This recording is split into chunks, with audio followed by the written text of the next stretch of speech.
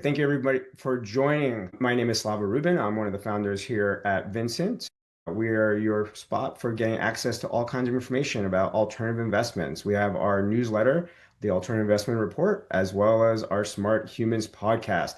This has been a fun series where we always try to bring all kinds of new, interesting topics. And you, all the audience, have demanded hearing about where is the market action now. So we're going to be talking about crypto, gold, and prediction markets. With us, we have a special guest. We have John Gillen from Milk Road. John, say hi. Hello, good to be here. I'm looking forward to the conversation today. Amazing. And we have none other than the famous Jan-Erik, the brilliant, always has the answers with us from Sacra. So, Jan-Erik, say hi. You're too kind, Slava, too kind. But yeah, great to be here with you and John. All right, perfect. So let's get started. So first, a word from our compliance department. So nothing in this presentation should be construed as an offer to sell securities or solicitation of an offer to buy securities. All investments involve risk and the possibility of loss, including loss of principal. And neither past performance nor forward-looking information is a guarantee of future results. All right, who's with us here in the audience? So quite a few are accredited, about two-thirds, which means you can get into more interesting stuff and you probably have a bit more experience for sure, which is shown here that 80% have intermediate experience or more. Almost a quarter of you are advanced. So you're probably going to be asking tough questions, or maybe you should be here as one of the guest speakers. So, take it easy on us.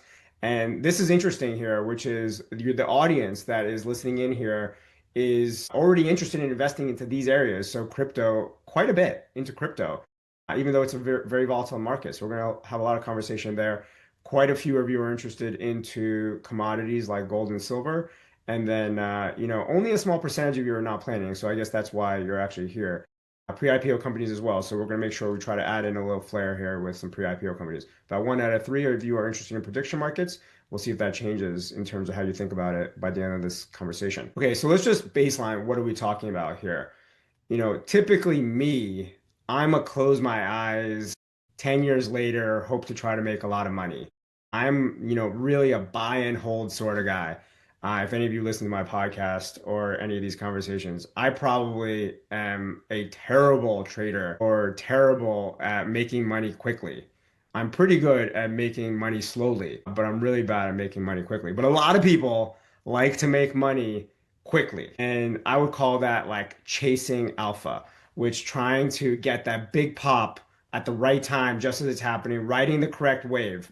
And now, the scary things with really fun, exciting waves, if you catch them, it could be amazing, but if you miss it, you might crash really hard. So let's just take a look at some of the things we've been talking about for the last 10 years. This is not an exhaustive list, but this just shows you some of the things that people have been, I'm going to call, instead of chasing waves, chasing giants, chasing alpha. So you have everything here from gold, Bitcoin, but one of the early ones, early and comparative, is really GameStop, right? GameStop, I feel like as part of the conversation as like a meme stock really became normalized as part of COVID. So then there's been a lot of this movement since that, I'm going to call it gambling, betting, since that really that trying to bet on GameStop happened. Everybody's now like, what's the new GameStop? What's the new GameStop? Is it AMC? Is it gold? Is it silver? Is it Bored Apes? Bored Apes. It's, NFTs. Let's get into NFTs. These things change very fast. You have to be listening on X. You have to be tracking Reddit. You need to be in with all the finance bros. You need to have alpha inside of Wall Street. So you need to always be understanding where all the information is headed. And sometimes, it's just Tesla. Tesla is just a meme stock and people just chase it and it's awesome. I'm not saying you should invest, but point is, sometimes you don't know where to go and you just have to figure it out. So that's what we're going to be talking about today, which is where is the market action? So I'm just going to put like my own disclaimer on this. I don't think we're talking about like what is the best long-term investment. We might bring that up, but that's not what we're navigating here. It's really like where's the action at and what's been happening in the last few days, weeks, months, what's been changing over the last years. But there might be hidden gems here that maybe you should be buying low for a decade out. Okay, guys, John, Jan-Erik, anything you want to add there? Yeah, I got a lot of thoughts on this. I think that this has been a trend that's existed for centuries, if not longer. Isaac Newton got burned in one of these pump and dump with the, I think it was the East China or South China Sea Trading Company or something like that. So this has been going on as long as there's been markets. The difference is now that this is accrued to be several $100 billion of capital that is pursuing what I would call financial entertainment as opposed to investment. And it has the power of technology, the internet, and one of the deepest and most liquid capital markets in which to play. So I think you could also put the ICO boom that happened in crypto in the 2017 2018 bull run, and this Absolutely. before that. So this evolves, it continues to grow. But I think the thing to note here is that this is no longer just something to wave your hand at. Retail investors have taken up a much larger portion of all markets now, and there's several $100 billion of capital here that can drive swings in market capitalizations of these assets in the trillions. So this is something to be aware of and pay attention to because it's a major force in the markets now that's empowered by technology. And so it's coordinated and it's fast and it's very strong. So financial entertainment, I love that term.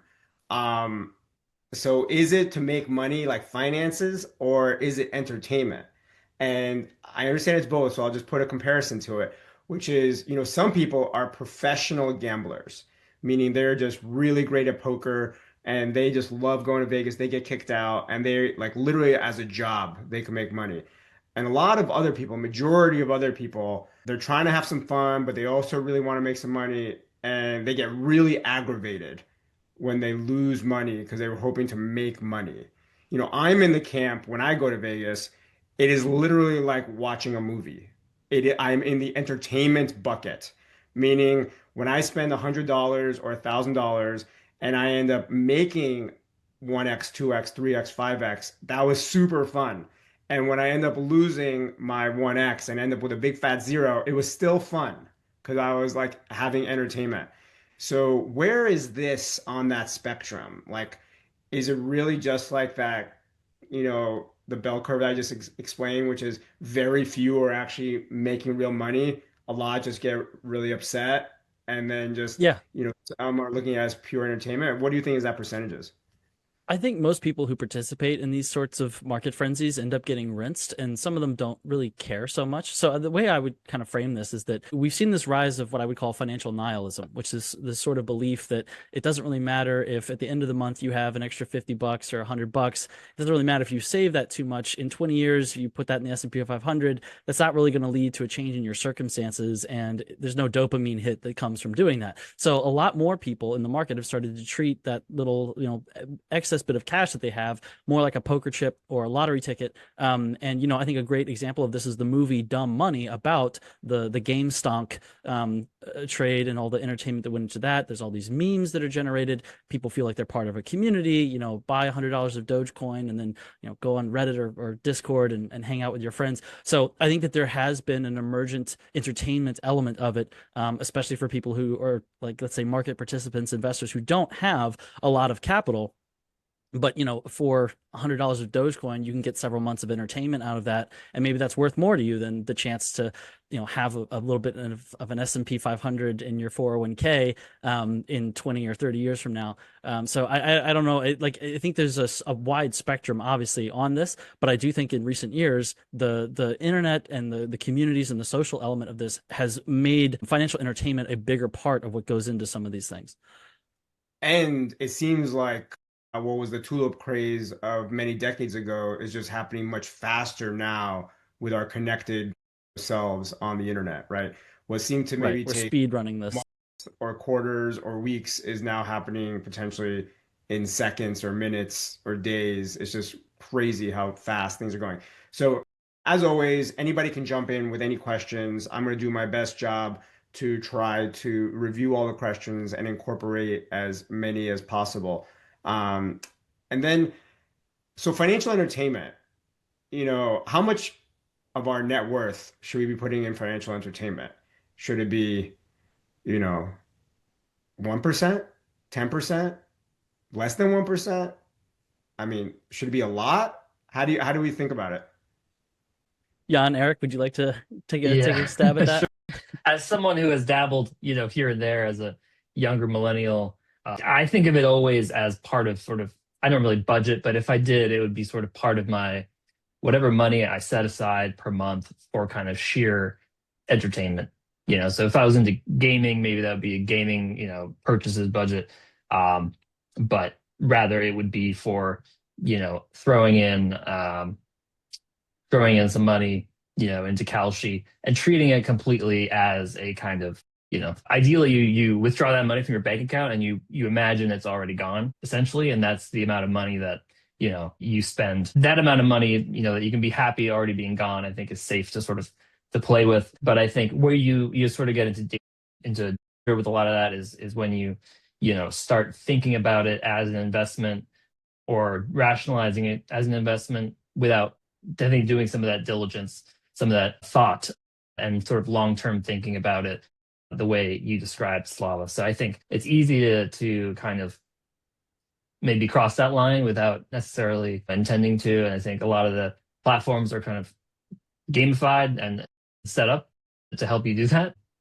But yeah, I think it's entertainment. And you're seeing in Gen Z, this is all like, this is what a lot of the sort of Gen Z economy runs on, right? It's like loot boxes and gaming. It's like these like WAP storefronts for creating paid Discord groups. It's like live streaming, mystery boxes. It's offshore crypto casinos. It's like everything is like this dopamine sort of casino. And I think as long as it's, kept a sort of to a portion of your budget, that you can be happy losing, then I think it's, then I don't have a problem with it. Okay, great. So let's move on. We are saying you should be happy losing it, but there's a chance you're going to make X, 5X, 10X. You can make a lot, which is why people are here. So here's today's focus. We're going to talk more about where we're at with precious metals and gold, crypto and Bitcoin, and prediction markets. So that's kind of the agenda for today. There's many other things we could cover, but we're going to try to do that in the next half hour. So before we do that, let's just take a quick vote, which is which of these three, only one, do you think you're going to be investing more into this year, this calendar year, 2026? You could pick none, but do you think you're going to pick gold or precious metals, Bitcoin or crypto, prediction markets, or maybe something else? So which area excites you most for investment this year? Just pick one. Okay, survey says crypto is actually in the front. We actually got 93% actually voted across one of these three. Prediction markets about one out of every five. So very interesting. And gold and metal, one out of every three. Perfect. Let's move on. Let's see if this changes at all by the end. Let's dive in. So let's start talking about our actual asset classes. First, we'll talk about precious metals. Jan-Erik, you want to give us an overview? Yeah. So it's funny going to precious metals after that sort of intro, because gold is one of those assets that has the reputation of being, it's a sure thing. It's like it's the one sort of reliable investment long term. And yet now, or sort of over the last 10 years, it's sort of become more and more of a meme stock, more and more of something that is sort of traded by, retail.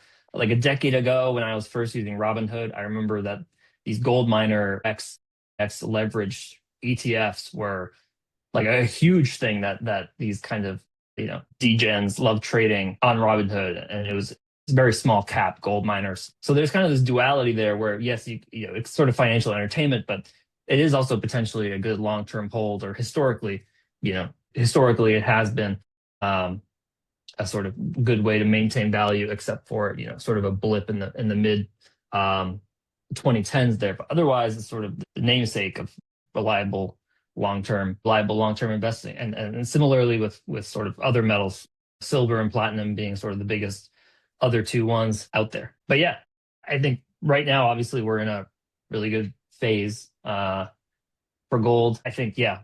So it'd be great to hear what you guys think, Slava, John, about sort of where we are and where we're going. I mean, I think what you say is totally a good foundation because for years, if not decades, gold was very stable.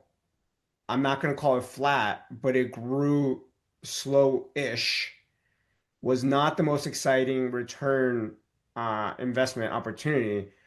And then a couple few years ago, it just springboarded off of 2000, right? And is now at like 6,000, just hovering up and down in that area, which it's a pretty steep curve. It's a pretty steep curve. I mean, it's pretty Everest-like. Like it's gonna be, that's I mean, you could put Bored Apes next to that. I don't know, it would be so different. Or a GameStop stock. So it's a bit weird, right? So John, what happened? Like why is Jan-Erik's foundation what you said, this like it is the essence of a stable asset class. What's going on? So I think there's a couple of pieces of this. The biggest one I would point to is geopolitical uncertainty. Once the Biden administration applied sanctions to Russia, once the war in Ukraine started, there began to be this like development of sort of this international thesis that, okay, maybe we need to find an alternative to the SWIFT system, to the dollar system, and to get out of dollar denominated reserve assets. The thing that the market has shifted towards and gravitated towards is gold, because BRICS nations, other nations that want a neutral store of value, because they don't want to use each other's currencies either, right? Because they don't trust each other, even less than the United States in many cases. So they need a reserve asset that's neutral and international and global. And so that seems to be where that has gone. There's also been this rise of this idea of the debasement trade, which is saying that central banking fiat of all countries is losing its value sort of like permanently. And so all these things, these have kind of combined to create this narrative, and it's a reality, which is that central banks around the world are accumulating gold, but they're also leading to this, like, retail investors have caught on to this. And so now all of this speculative capital, we call this hot ball of money, colloquially, has recognized this as a trade, and that's where you start to see this game stonk, like, hockey stick that's happened on the gold chart. So I think if you look historically, gold, silver, precious metals, base metals, they do go through periods of overvaluation and they have spikes like this, but then they do tend to come back down. I think that there's a number of things that could change the retail sentiment and kind of end this speculative frenzy that we've seen. But for right now, I think that gold, is what we've highlighted here. Silver has been even more in a bull market and sort of like this wild period of overvaluation and speculation. I think you might see similar things from copper in the near future here. But regardless, I would say that historically speaking, the expectation would be that more supply comes on the market and the speculative frenzy breaks and we see a sharp correction. One other thing, I mentioned this at the intro when we were prepping for the call, but I think something that could change this narrative strongly is that just today, Bloomberg reported that there's been conversations between Russia and the United States about, what a peace deal might look like, collaborations on economic activity, energy resources, and so forth. But also, as part of that deal that's being discussed, it's not like made yet, but it's being discussed, would be reintegrating Russia back into the SWIFT system, back into the US dollar denominated global financial system. That would potentially harm this sort of BRICS nation narrative, this gold-backed alternative system narrative, and might be something that could break the speculative fever that we've seen in gold and in other precious metals. So I think that there's a lot of uncertainty here, and buying a chart that looks like a hockey stick like that is generally not something I would recommend. So there's been a ton of action, a ton of attention and capital in these markets, but I think that the uncertainty around this point and where it is, just the valuation spike that we've seen, to me, it makes it seem like something to watch and pay attention to, but I'm not really touching this right now, and I don't think it's really a good idea to go getting involved at this stage of the market. You're not touching gold. No, this is one of those ones I'm just going to let it ride and just watch and see what happens, because it's obviously moving a lot of markets and making a big in the earth a lot doing this. But I think that there's a lot of reasons to think that eventually this fever breaks and we see very sharp corrections. So yeah, it could go higher. I'm not saying it can't go higher, but the risk now of a correction to me is very elevated at this point. Yeah, I mean, gold's not supposed to have sharp corrections. Like, it's supposed to be much more stable. So when a month ago, a few weeks ago, you see in that bottom right chart that kind of falling off a cliff, and you go from 5,300 to 4,600 in literally like a day. I mean, what's happening there? I think that there's a lot of things that drive that. The Chicago Mercantile Exchange changed their margin requirements, so that kind of took some of the speculative capital, like the ability for speculators to speculate with their capital. It reduced that. So you saw some sharp corrections in gold and in silver. I think we saw like a $10 trillion market cap swing in a single day between the two assets. So yeah, what's driving that? I would say it's like, it can't go up forever. And when you're seeing these huge rushes of speculative fever, you often get sharp corrections. The bounce and recovery after that, to me, suggests some strength, but it's difficult at this moment to say whether or not that's just like a dead cat bounce and a lower high, or if we might see another run up and another big spike in gold here. But, I think one of the big signs that you're at a top historically in one of these like fever overvaluation is, people will say we're in a new paradigm. The old system is gone. We're moving to a gold-backed system. The dollar is dead. And that's what you're hearing from a lot of people, and sort of what people are using to justify these new price levels and valuations of gold. And I think that there's reason to suspect that may be overly optimistic, at least in the short term here. Speaking of which, talk about steep curves. So trying to ski up gold would only be a single diamond, but trying to ski up silver would be a double Right. diamond because from October to January, you went from like 45 to 115 in like 3 months. And then in one day, you drop like 30% and it hasn't had quite the dead cat bounce. Is silver the way to play it, or are you just gonna get run over? I feel like you're probably going to get run over. I would say, copper is the one I would look at that hasn't spiked yet, that might. But I personally don't really think it's ever a good idea to go chasing pumps like this, right? Like once these things have blown up to these, like gold at $1,300 an ounce is a whole different conversation than $5,300 an ounce. So yeah, I don't think it's a good idea for anybody to be pumps We're right here to now, honestly. chase we're here to chase alpha. So, if we're not going to get into gold, we're not going to get into silver. Which precious metal should we try to get into? What are our choices? Are you Copper's the saying one. copper? Copper's the one I would look at just because it hasn't had one of these huge hockey sticks quite yet. It's rising. It's probably going to continue to rise, but I don't think it's had one of these huge blow off tops yet. And so to me, it seems like there's more of a thesis for legitimate reasons of like economic reacceleration that is driving demand for copper and silver, but also for copper. And because copper hasn't had that huge spike yet, I would say that it's more likely you'd see a spike in copper and sort of like this general commodity shock as opposed to seeing all this capital that's just been drained out of gold and silver come rushing back in. I feel like the speculation, they're trying to sort of tamp this down in those markets as opposed to copper where we haven't seen that kind of explosion yet. How do you know when it's time to leave the party?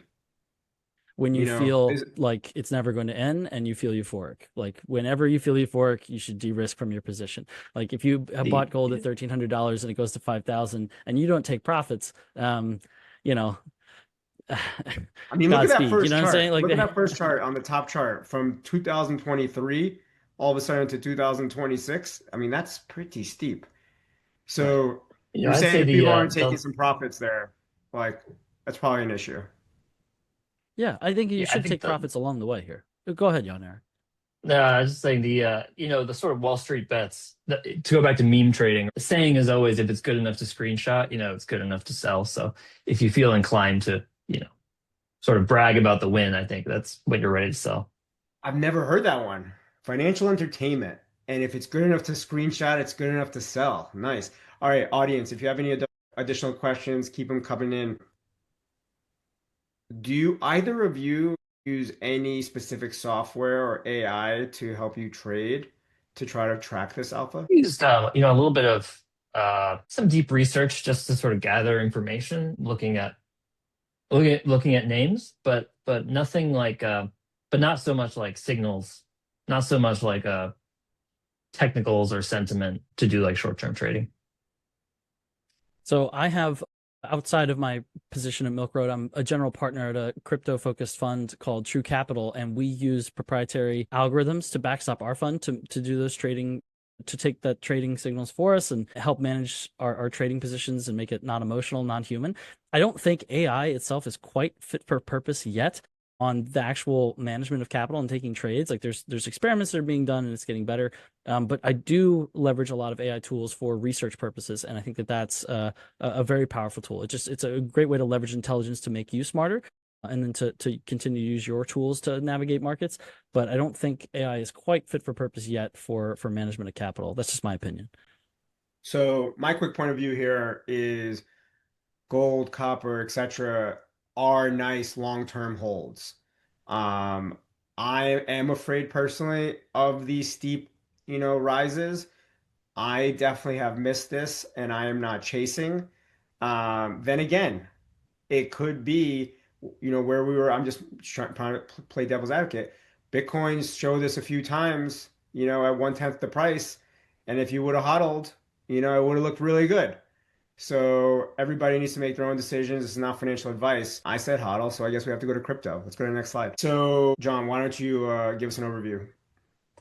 Sure. So crypto digital assets is one of the most important emerging industries and asset classes in the world today. I'd like to hear Jan-Erik's take on this as well, but I think one of the ways I'll break this down is Bitcoin is generally put in an asset class itself as a long-term store of value. There are other assets that can sort of serve that role, but Bitcoin seems to be generally where the market is settled in terms of a store of value asset. Ethereum, Solana, these are what we call layer ones or smart contract platforms. And so there's a lot of businesses and technologies that are built on those platforms that leverage that technology. And so that you see things like decentralized exchanges, you see different kinds of meme coins. Solana was very much known for that. And then Ethereum has become sort of the de facto home of a lot of real world asset and tokenization.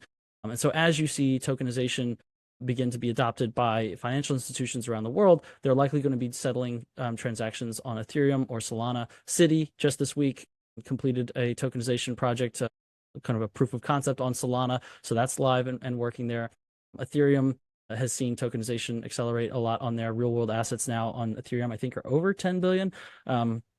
And real world assets overall are now, I think, somewhere around 25 billion. So that's seen exponential growth. Because just 2 years ago, we had less than $1 billion of tokenized assets, and now we're already over 25 billion. And that's projected to continue to accelerate. So I think that, as the digital asset ecosystem continues to grow and expand, there are a lot of other assets outside of these three that we've highlighted here. Those have unique value propositions and places in the market as well. But these are sort of the places where a lot of institutions and investors are focusing their attention right now. And it's a good place, I think, to just like get a high level overview of the market. And, these are kind of considered the majors for most people. And you get a lot of debate about that if you get deep into crypto circles. But that's kind of how I would frame the conversation at a high level. Jan-Erik, I don't know if you have a different view or something to add there. No, I think that's perfect. I think here's looking at price. I feel like, starting with price, I feel like there's with Bitcoin a sort of easily consumable narrative that it's digital gold, right? Via digitally enforced scarcity and sort of the similarly to gold, it has sort of the value that people impute on it. So it over time, the price increase is sort of a function of more and more people believing in Bitcoin, while it remains scarce. I think most people, I think, understand that. I think maybe the question and something useful to start with or talk about would be around Ethereum and Solana and other kinds of assets that are more like programmable money. Essentially, what dictates or what sort of you see as being these underlying dynamics that control price there? Is it in part the similar kind of scarcity and, kind of enthusiasm, or is there sort of a degree to which like utility is driving price? How do you think about that? Yeah, so I think we used to see a lot of the valuations and prices of these things driven by speculation. There was a lot of people who were invested in the digital asset markets because they believed in the long-term future benefit of these things rather than their present day value. A lot of them are still, just getting out of beta, still under development, still making improvements. But I think now we're starting to see that narrative shift towards a place where the valuation of these things is actually being underpriced by the market. And we've seen a huge drop in sentiment around digital assets recently in the last couple of months, along with a drop in price, which has been a bit of a market anomaly because the rest of the market is still in a bull run. But in any event, the fundamental value thesis for these assets is getting stronger. The economic value that's being created is getting stronger. The adoption is getting stronger. BlackRock is just one example. I used to work at that firm for 6 years. BlackRock this week announced that they are making a strategic partnership with Uniswap, which is the largest decentralized exchange on Ethereum, and they've bought a undisclosed amount of Uniswap tokens, which a couple of years ago would have been the most degenerate dream possible. Right? The world's largest asset manager is buying altcoins and getting into DeFi. So I think that's kind of the narrative shift that we've seen. The US federal government is now much more positive about this. The CFTC and the SEC are collaborating as their top priority, enabling tokenization, giving market structure and clarity on these things. The president is personally holding group therapy sessions between banks and crypto companies to try to resolve the Clarity Act and get that through Congress. So this is sort of top of the regulatory agenda across the US federal government and in other jurisdictions around the world. There is an enormous amount of capital going into this, and it's kind of the focal point for figuring out what the next century of finance looks like. So I think that the future value thesis that used to be what people were speculating on is now coming to fruition. And at the same time, retail sentiment and market sentiment is in the toilet, like historic levels. that we've never seen in some cases. So I think that disconnect eventually resolves, right? Because eventually that economic value does bring back investment attention, capital, and positive sentiment, and the price will correct to follow that. But I think that that is the biggest shift that I've seen in the last couple of years in digital assets. So for the longest time, people said Bitcoin was a really strong debasement trade. US or other places are printing money, fiat currency, and devaluing it. So Bitcoin was the way to maintain value since there's not going to be more printed or more created. That seemed to work. That narrative worked. It then seemed as if, you could do gold or you could do Bitcoin. They're kind of the same debasement, same, but different. But now gold is still kind of, for simplicity's sake, pumping. And BTC, again, using real round numbers, went from 125 to 65. It's a pretty big drop, even though if you're in Bitcoin for a while, it's kind of called a Tuesday. Um, Mm. so how can you say, and you is not you, John, but how can one say that these two are the same, Bitcoin and gold, and then they are now so different in market? Does it have anything to do with the basement trade, or is it something totally different? I think the debasement trade is a narrative that's been constructed to rationalize the price action, and it doesn't really have much to do with the reality here. I think that the debasement of currency is a fundamental reality of monetary circumstances, and it benefits all risk assets. I think it benefits Bitcoin disproportionately. So look, historically speaking, I think Michael Howell's done a lot of great work on this, but he says that directionally Bitcoin and gold move together, but they do it out of sync. And you can say that there's a lot of reasons for that. It's who's participating in the markets and so forth. But this big spike in price that we've seen from gold usually will be followed by a big spike in price in Bitcoin, just not a synchronized time on the calendar.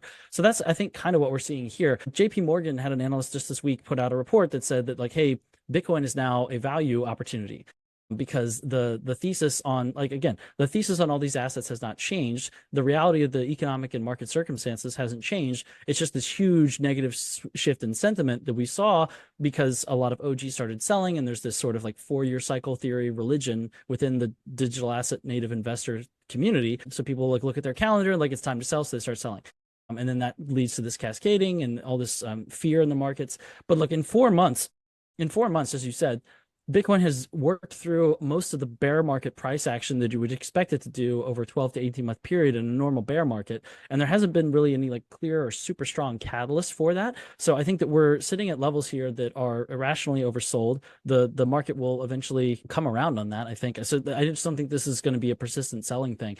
The deviation here, though, I think historically syncs up with what we've seen. Gold and Bitcoin do trend higher together, but they do it out of sync with one another. So I think that the big movement in gold that we've seen, historically speaking, would be followed by Bitcoin following that higher. And as long as the backdrop of the market doesn't, deteriorate, like we have relatively stable inflation, a weakening dollar, an accelerating business cycle, and strong liquidity circumstances supporting that, eventually I think that leads to a return of investors recognizing the value in the digital asset space, and that'll lead to speculation, which will lead to overvaluation again.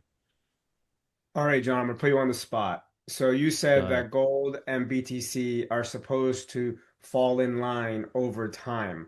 So does that mean, given the delta, that gold comes down this year or that Bitcoin goes up this year, or both, so that they fall in line? Probably both. I mean, look, I think that there's a thesis to say that both of them continue higher from here, but I think eventually my expectation is that you're going to see, look, historically in these commodities, and you have many thousands of years of history to look at this, but historically in these commodities, precious metals, we see more of spiking tops rather than rounding tops. And I would expect that to kind of play out here again. I do think we'll see sort of like a coming back down to earth of precious metals. But I think that the exponential growth that we've seen in Bitcoin and other digital assets is going to continue to accelerate. And so for this period of this, like, 3 or 4 months, it's played out this way. But I don't think that this holds over a multi-year period. And I think that long term, gold kind of cools and Bitcoin accelerates. So I'm saying the word Bitcoin again, but really Bitcoin's an excellent proxy for all of crypto. Not every single one, but it has a significant weight, and the other major cryptos have been moving in a similar fashion as BTC.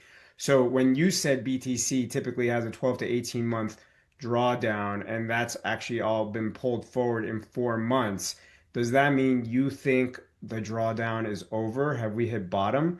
John is picking a bottom? I'm not saying so. You're making a good point here. Bottoming, in my view, in especially in digital assets, is sort of a process, right? So on price terms, I think there's a lot of things you could point to say that we're approaching a bottom or in the vicinity of a bottom. In terms of the dollar value of Bitcoin, that could fluctuate. We could see lower lows, but I don't think we're going to see like drops back into like the 30s or 20s, right? So like you could see some continued Sorry, pause. Why why not? Why not? Some people thought I it just wasn't going to go below 100, it went below 100. Some people thought it wasn't going to go below 79, it went below 79. Some people thought it was going to bounce off of 60, it bounced off of 60. That's fine. It looks right now. Why is it not going to go down to 39? Yeah, because I just don't think you're going to get a lot of capital to sell at those levels. I think we're seeing aggressive accumulation right now. I think a lot of investors who were thinking about it are seeing the value opportunity that the market is presenting here. And I just don't think that there's going to be a likelihood of that happening. The other thing, too, is you could look at the technical analysis, right? So, like, historically speaking, right, like the 200 week usually provides a floor. The previous market cycle top usually provides a floor. We're kind of in the vicinity of both of those. So, like I said, like I'm not saying this is the peak or bottom. We could trade lower, but like, okay, look, maybe we get to the 30s. If that happens to me, that's like a wick, right? It's not something I would plan for. We're not going to spend a significant amount of time there. But I think, we could see a climb to recovery mid-year. We could also wait till November, October, which is kind of historically when you would start to see that huge appreciation in price from Bitcoin to come back. But, across that chasm of here to there, I know we're going to go higher. I don't know exactly what that path looks like in terms of time or price, but this is sort of a historical. There's many things historically that would indicate that we are in the process of bottoming or around a bottom. We're much closer to a So bottom than a top, and so I think, yeah, that's kind of my view on that. you mentioned in your other day job you have a fund. So are you buying Bitcoin right now or buying Yeah, well, crypto? so the whole point of the fund is to stay long on the asset class, right? So we want to get long and stay long. We have different algorithms that we deploy in different market environments to ensure outperformance in different circumstances because the algorithms are designed to capitalize on market opportunities that are presented in different times. So if we're seeing what I call a crab market or just sideways chop, you want to run a different kind of strategy. If you're seeing a big sell-off, you want to run a different kind of strategy. If you are in a bullish period and the price is just, climbing its way higher for you, like we saw for last several years, you want to just be comfy in spot and be maybe taking some trades here and there, but mostly you just want to stay long. So the view that we have at our fund is accumulation. This is a golden opportunity for accumulating. I'm also Did you did, personally accumulating. So did you yeah, buy the dip? Did you buy the dip? yeah. I've got standing orders now in case we go lower again. But All right. I'm going to keep buying. I bought at 69,420 just for the vibes. Like I'm going to continue to buy as long as we stay below 69, 70K. 420 for the vibes, just so people understand. Okay, sounds good. Yeah. So yeah, look, below 70K in my view is a great opportunity to accumulate Bitcoin. Below, what'd you say? 70K. Below 70K. Why is that? Why is below 70K good? Why is it not going below 60K? I'm not saying it won't dip below 60K. I have a bid set at 58K. Again, just for the culture, there's a meme in the Bitcoin community of the 50K gang. So if it goes back there, I'm going to get some of it. I had a bid set at 60. I didn't get filled. If we come back, I will. But yeah, I'm kind of not in a rush or a panic about this. I think, just like in the last bear market, I didn't freak out when Bitcoin was stagnating for a while. It just kept stacking. I'm going to do the same thing again. So I don't really care if it takes 6 months or if we recover in a couple of months. I'm going to continue to accumulate at these price levels. So with crypto, we're focused only on Bitcoin, but there's lots of other options. Should we be getting into ETH? Should we be getting into Solana? Should we get into Hyperliquid? Should we be, getting into Coinbase and just going straight through the public market? Should we get into miners? Should we get into, other opportunities? Should we go in pre-IPO into Kraken? Before we maybe double click on Kraken, what do we think about the optionality set there, Jan-Erik or John? Jan-Erik, you want to go? I can speak to Kraken, which I think is, from our perspective, looking at pre-IPO companies, really exciting one in crypto, given that, it's sort of one of the very early OG crypto exchanges, been around for a very long time, was very Eurocentric sort of to start, but now is more global and tripled revenue over the last couple of years. They have very exchange business models similar to Coinbase and currently, sort of number two to Coinbase, but they have sort of over the last few years really moved in this, as a lot of companies are doing, moving towards this everything app vision, right? Where they have a sort of core user base of these more tending professional traders, institutional traders. And around that, they're layering all these other products. So tokenized public market stock, in the future, private market stock, layering on prediction markets, and all this kind of stuff, P2P finance, and sort of building what we're also seeing happen at Robinhood, and uh, and although they've been slower in the uptake, Coinbase, we're seeing this movement, this sort of hybridization, which kind of goes to what John was saying about sort of reshaping finances. That we're seeing personal finance, fintech, rebundled and reinvented around crypto primitives and crypto rails, at companies like Kraken. So I think if you want to invest in, if you want to buy Bitcoin, you can buy Bitcoin. If you also want exposure via public markets, soon to be public markets, I think Kraken is a really interesting company there. Kraken's Yeah, supposed I to would agree IPO with that. soon. It should have Yeah. already potentially even happened. And then it seems like it's getting somewhat delayed, and then their CFO just got fired. Who knows what the connection is, whether directly with the market, any sort of IPO issues. I don't know. I don't have any insider information. Should somebody right now be looking at Kraken in the private markets as an opportunity, or waiting for it to go public, or maybe looking at the other options to play crypto? John, Investing talk. in Kraken as a private now, I mean, it's Go for slightly it. too late. I mean, yeah, probably worth a try, but I think I would say probably would have been better, a few months ago. But yeah, John. John, what do you think Yeah, about the asset class choices, meaning across the asset? What about the choices across the asset class? I like Kraken. I think it's an interesting opportunity. I think there's been a lot of speculation in the IPOs around crypto-focused companies. I think Coin and Hood are undervalued. I think that there's a lot to be said for these very large Coin and being robust Coinbase and Coin and Hood. Coinbase. Right, right. And look, I think that, at Milk Road, what we're trying to focus on in the content we're making is not trying to find the next meme coin on Solana, but really trying to show what robust, sustainable, economically viable businesses with defensible moats are being built around the digital asset space. And so Coinbase and Robinhood have two of the stronger theses there. And so we're following that closely as those develop and they continue to roll out new products and services and expand their digital asset offerings to the market. So I think that's a great way to play that. That's one thing we're doing. There are also a lot of other projects in digital assets that don't get a lot of attention that are very successful, have very strong businesses. There's DeFi projects like Sky, and I think that there's a lot of other things that are being done that are interesting. Look, I'll just say, like, between Bitcoin and Ethereum, right? The differentiation of the investment thesis between Ethereum, Solana, and a Bitcoin is starting to emerge and get stronger, in my view. And one of the ways I like to think about this is that there's a lot of things you can do on Ethereum that you can't do on Bitcoin. So all this tokenization that we're seeing coming out of the White House and the SEC and BlackRock and all these other places, that is largely going to capitalize itself in the Ethereum ecosystem, which will drive a lot of value to ETH. And another thing I'll say that a lot of people aren't thinking about, but that I think about a lot, is the agentic economy. So artificial intelligence and AI agents are going to start conducting a lot of economic activity on behalf of humans, and humans themselves are not going to be the ones doing a lot of these things. So the AI agents are going to look for tools, primitives, use cases, opportunities that are native to them and are more seamless for them.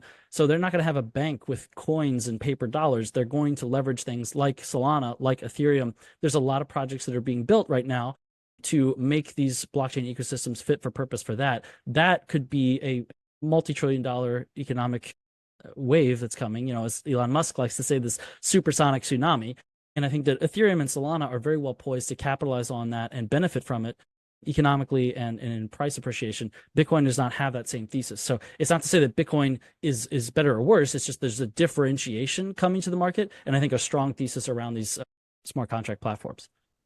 All right, we could probably talk about crypto for another 3 hours. Somebody asked to get educated on Kraken. We've actually covered Kraken in separate sessions, so we're not going to do a deep dive on Kraken here, but you can listen to some of our other content. My quick view here is crypto is very interesting. It's volatile and it has lost a lot of ground already. I do think there is a great accumulation range here. For what it's worth, for those of you who are consistent listeners to our podcast and to these shows, my New Year's predictions when we were still at six digits was that we were going to see Bitcoin probably come down into the 60s. And by Q1 of next year, be near or at an all-time high a year later. So I didn't predict it would be in the 60s this early. I thought it would be closer to H. I am in the camp of, let's call it the 58 gang personally, so I just have to challenge John because that's my job here. But I do think we're in a strong accumulation place. I do think that between Bitcoin, layer ones like Ethereum, Solana, maybe some Hyperliquid, and some others, you can look pretty good a few years out. I can't promise anything for the next 3 months or 3 days. Like I said, I'm terrible at that. But yeah, this could be a great place to DCA in. We are talking so much. We got to move on. All right, prediction markets. John, give us the quick skinny. Prediction market. So this has been something that's come up very fast, very strong, and gotten a lot of attention. I think people thought there was a lot of speculation around the last election, and now the activity that we're seeing in prediction markets dwarfs that by a lot. So I think that, we have some charts on the screen to sort of visualize this and give some numbers around it.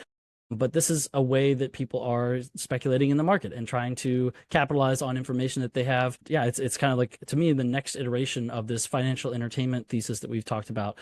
So I think that this is one of these things. It's like, it's growing so fast, it's hard to say how far it's going to go, but it doesn't seem like it's running out of steam yet. And it seems like it's going to continue to evolve and transform and be a big impact on a lot of markets. So this is Yeah, a and really we've covered. go ahead, Jan-Erik. Yeah, sorry, I was just going to say we've covered.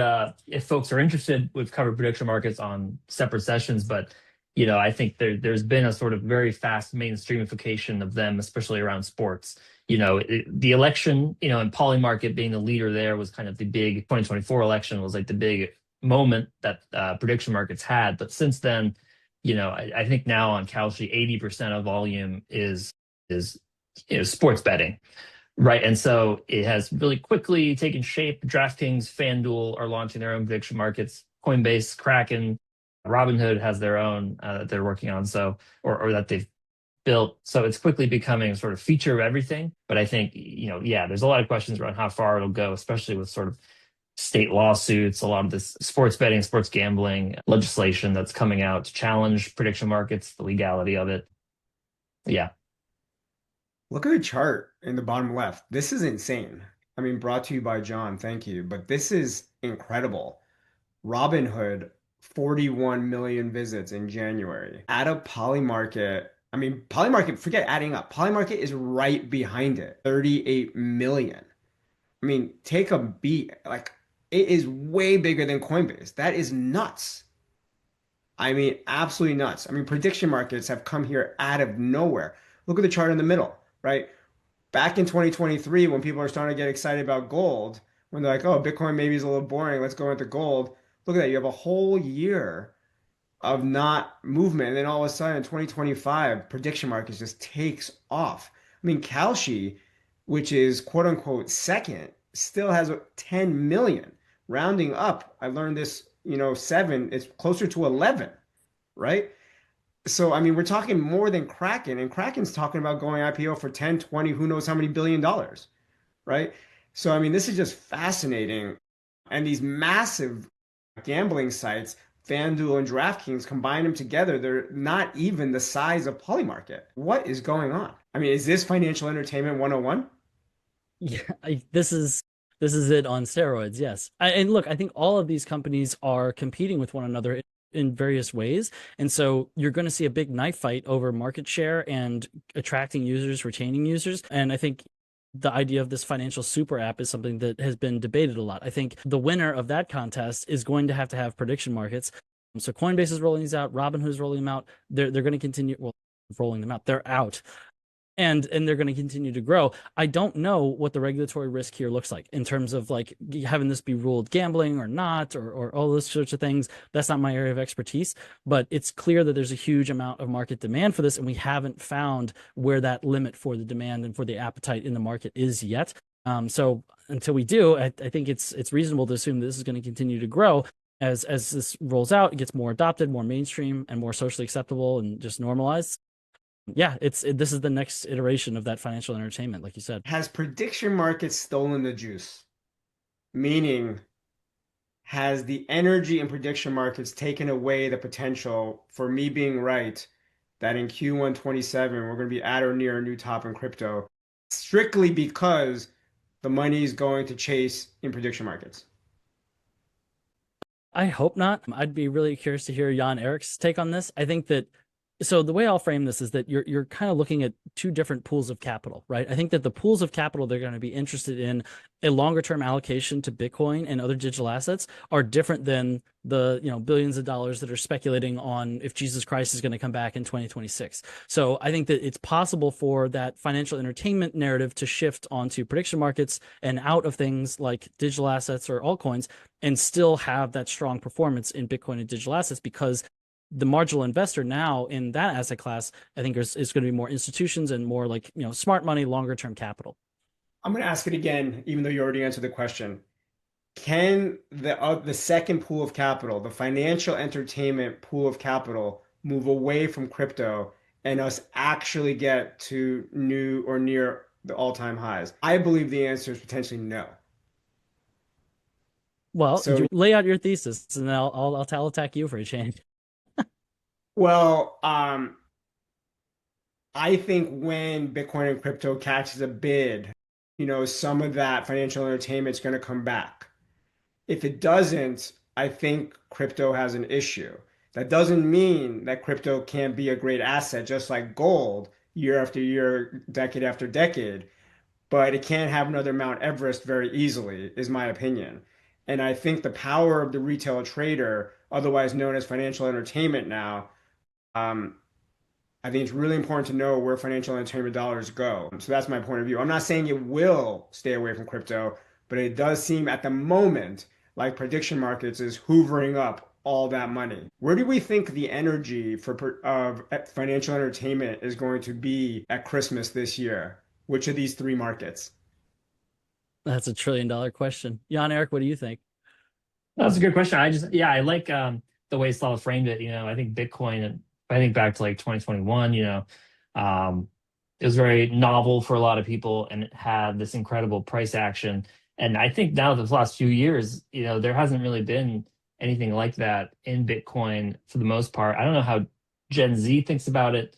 It doesn't seem to me, being a slightly at a remove, it doesn't seem that exciting of a trade. And maybe this is kind of what you were saying, John, is it's a little bit more now become it's like the boomer, or sorry, millennial kind of investment to buy Bitcoin.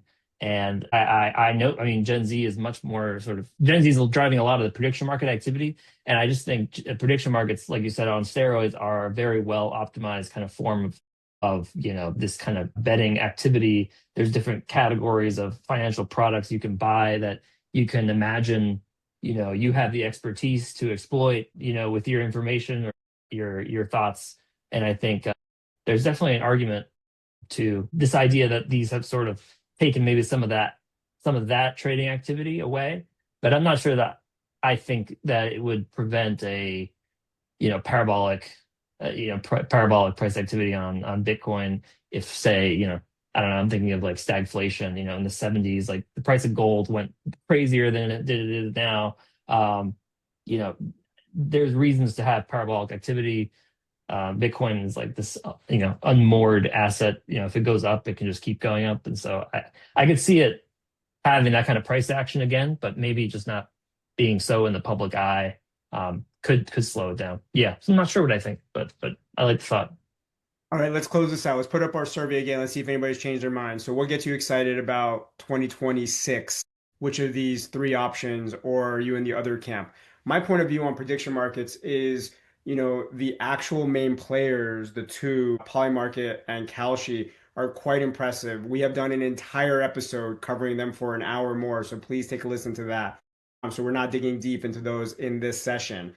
I also think that, if you have incremental alpha or you feel like you have unique access to information, you should be betting on whether Jesus is coming back, whether there's going to be 12 inches of snow in New York City, whether or not the Seahawks are going to win the Super Bowl again. You should go after that. All of those are really interesting opportunities. The Oscars are coming up. Maybe you know who's going to win Best Supporting Actor. But another way to play it is this entire chart on the left, which is this entire chart is one way or another, financial entertainment, which is really what we're talking about across this entire hour. So you can think about trying to invest into any of these, whether it's the public markets, the private markets, through crypto, to equities, etc. It's interesting. We have a little bit more people leaning into crypto. So I'm sorry, Gold and Metals Association, we didn't push your agenda nearly well enough, but no one paid us to do that. That's a joke, everybody. We're totally objective, just trying to be interesting. So with that said, that ends our session, and I think we covered a lot of ground. John or Jan-Erik, any closing thoughts? John, please, as the honored guest who is taking my job here for you. Yeah, so I close all my podcasts with the same phrase, which is stay safe, stay educated, and stay bullish. I think that this is an awesome opportunity wherever you're allocating in the market to learn a lot. There's an opportunity for education here. This is something I'm very passionate about. One of the reasons why I joined Milk Road was to try to share information with the community and just help people feel like they're educated and informed about the investments that they're making. So yeah, but I think that there's a lot of risk in these markets because of the volatility, but there's also a lot of opportunity. So make sure you're staying safe, stay educated, don't miss the alpha of education at this time in the market, and then stay bullish because there's always a bull run some. Beautiful. Perfect. Thank you, everybody. Financial entertainment. Do it at your own risk. Have a good one, everybody. Bye.